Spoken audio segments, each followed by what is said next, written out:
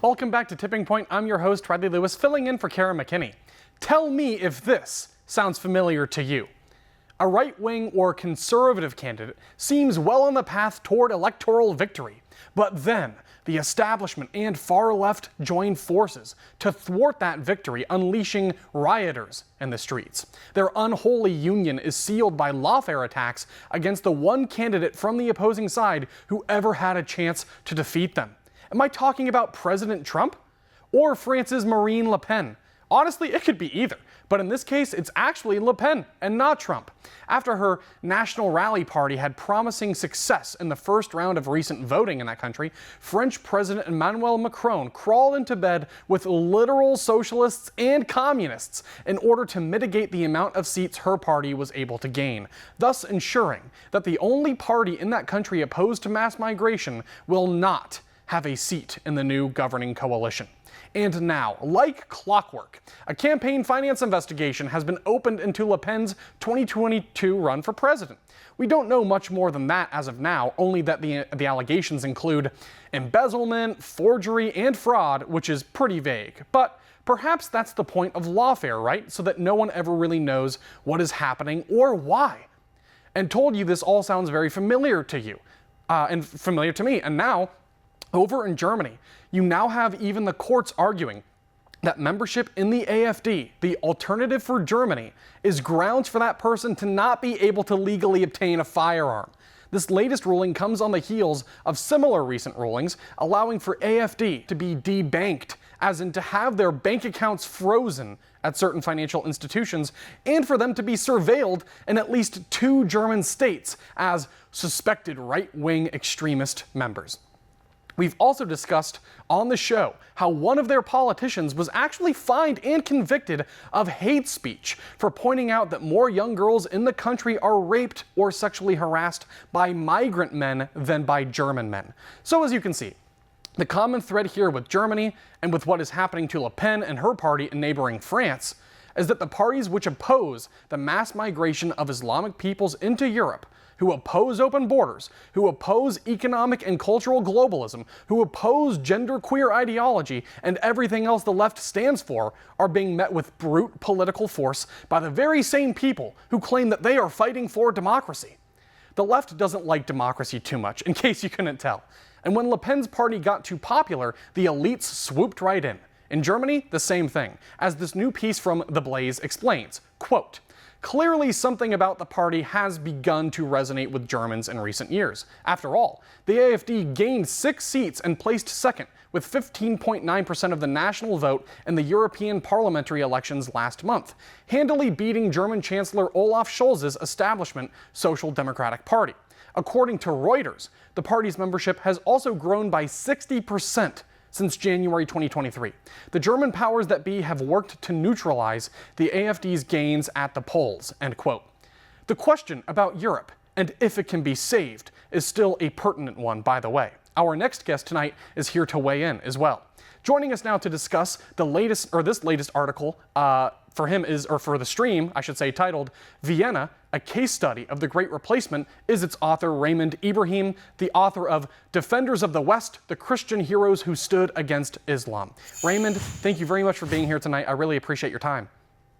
Good to be with you, Riley.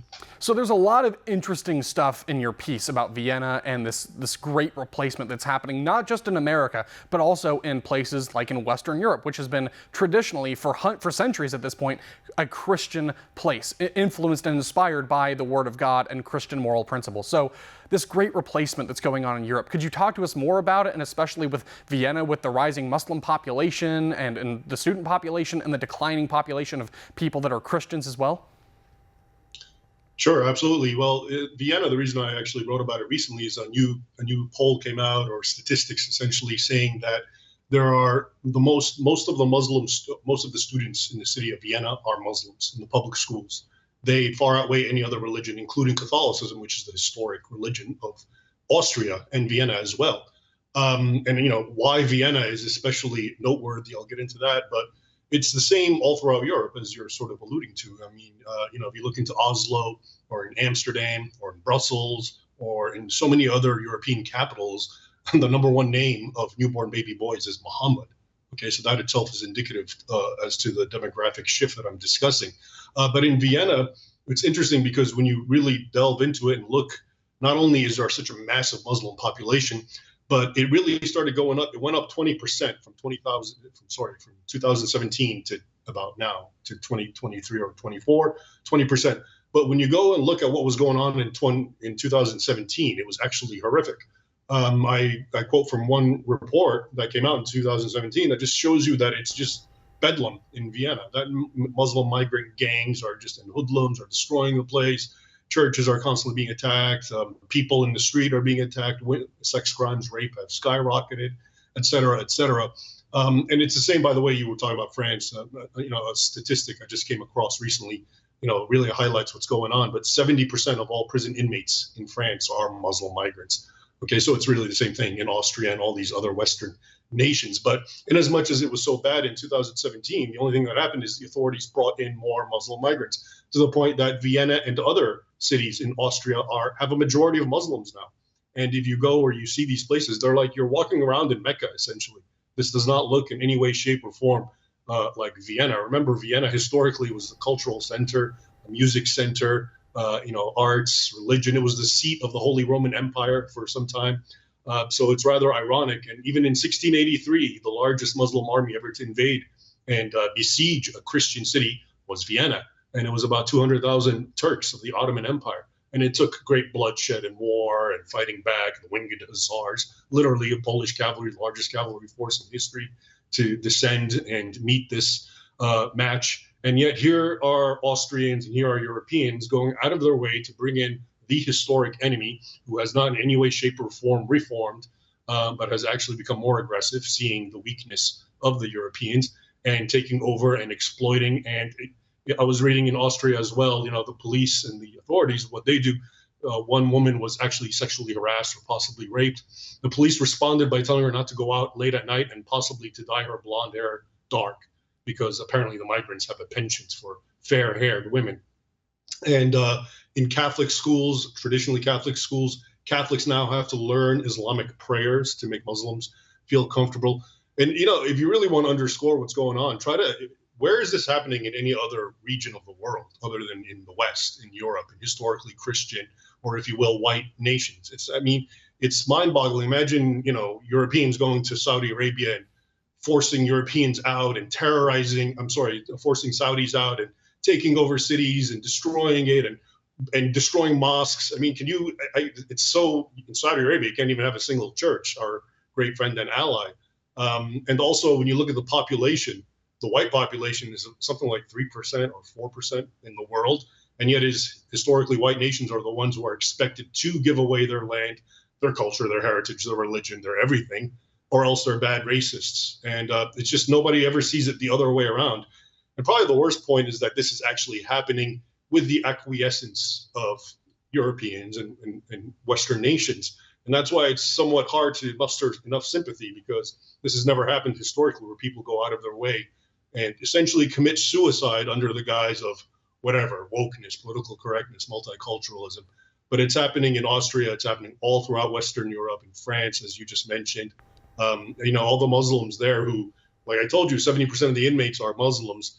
It's the same thing in France. It's even worse because it's one of the oldest nations to take in Muslims, and it has the largest Muslim population in all of Europe at about 10%, which is pretty hefty. But they agreed to join in with this left-wing coalition to defeat Le Pen's party. And they all hate each other. The Muslims don't like the left-wing radical socialist communists and vice versa. But once again, you see it's just an alliance of convenience for the true enemy, which is whatever you want to call it, conservatism, traditional values, etc.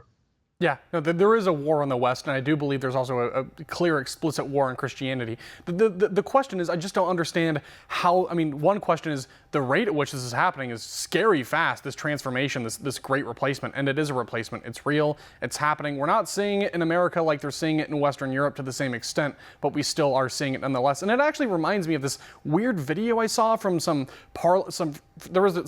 city councilors, I believe, in Finland, I think this week. They put out a video. It's an all-female female city council. They're dancing around in the video, and they're doing all these weird gestures. And the caption is, this Finland city council, they would rather make videos telling migrant men to, basically not rape women instead of actually just shutting the border and shutting their country and saying, we are going to protect our values, our way of life, and most importantly, our people. And I don't know when that became a sin, but at some point along the way in the West, it became frowned upon to talk about protecting our, value system, our way of life, our moral framework. And on the point you made too about multiculturalism, I think the big awakening, I hope this is happening for people, this whole idea, maybe it started out as multiculturalism, but like you said, with the politics of convenience, it's going to end in a monoculture. It'll just be dominated by the Muslim people and their values and their way of life, as opposed to maybe, influenced by the Christian worldview and the Christian ethic and the Christian mythos. So this idea of some multicultural utopia does not exist. This is not real. This is a fantasy that we can all just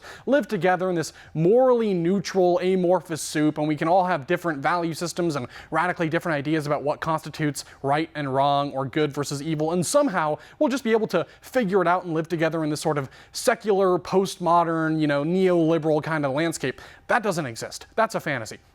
One worldview, one moral framework is always going to win out. And I'm afraid what Europe is looking at right now is a replacement, like you allude to in your article, a replacement of their traditional Christian moral framework with this new Islamic militant framework. And I don't know what that's going to look like, but I'm imagining Paris is some sort of Islamic, police state kind of place, almost like a Saudi Arabia. I mean, is that possible? Could we see France be completely replaced to the point where it's basically an extension of the Islamic world? Because it seems like that's what's going to happen at some point. Yeah, and see, that's part of the problem is if you live here in America, for example, you really don't know what's going on in Europe because the same media that covers up and engages in all the tactics to, present a whole different agenda from what's really happening won't show you what's really going on in places like France, like Paris, like you mentioned, or in Vienna. And I remember hearing Trump, I think he mentioned Paris once, just in complete shock, saying, that's Paris? It doesn't even look like Paris anymore. And he's absolutely right, but most people are shielded from these massive demographic shifts that are happening under everyone's nose intentionally. Eventually it'll be too late. And that's the problem. And that's obviously the intention and the ultimate goal, is to keep people in their own little bubbles where they're more, like you said, they're more interested in creating little videos. And I know the video you're talking about, it's a bunch of Finnish women saying, oh, no, don't touch here. Mm-hmm. It's some kind of cutesy song that's supposed to dispel, Muslim rapists from doing what they've been doing in Finland and elsewhere. And it's, I don't know what to make of all that anymore, other than this is just pure suicide. And to some extent, if it does, it almost deserves to be destroyed if it stays the way it is. Okay, because if this sort of leftist kind of insanity, well, I don't know, that's not worth preserving anyway. If that's what the West means and has become, then okay. But hopefully there's still a kernel of its true heritage still there that can, come back and make a fight. Ray, unfortunately, we're out of time for this segment, but I really appreciate your insights and very well done with the article. Congratulations. It really was a fantastic read, and I learned quite a bit.